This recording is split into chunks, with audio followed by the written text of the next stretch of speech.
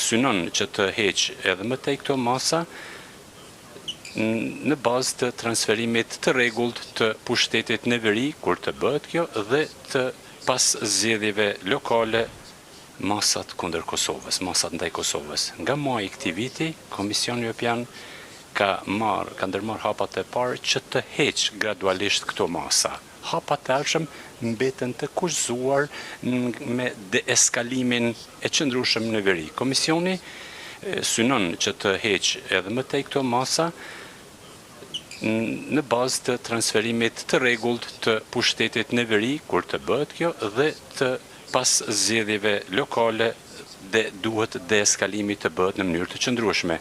Duke shikuar të kaluarën, të tanishmen dhe të ardhmen, Bashkimi Evropian është në anën tuaj që të mbështes përpjekjet tuaja dhe të punojmë bashk drejt qëllimit të përbashkët që është një Kosovë stabile me prosperitet që ecën drejt Bashkimit Evropian.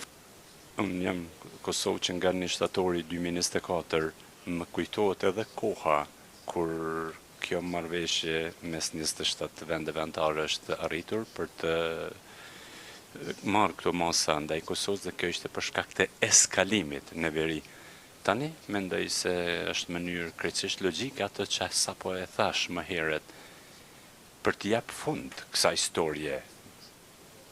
Të shpresojmë që të ketë bartje të rregullt të pushtetit tek qeveritë lokale, shpresojmë se kjo do ndodhë pas pak ditësh, sepse dje ka pasur vendim në Komision Qendror Zgjedhjeve që të certifikohen me konsensus që të gjitha 37 apo 35 kryetarët e komunave dhe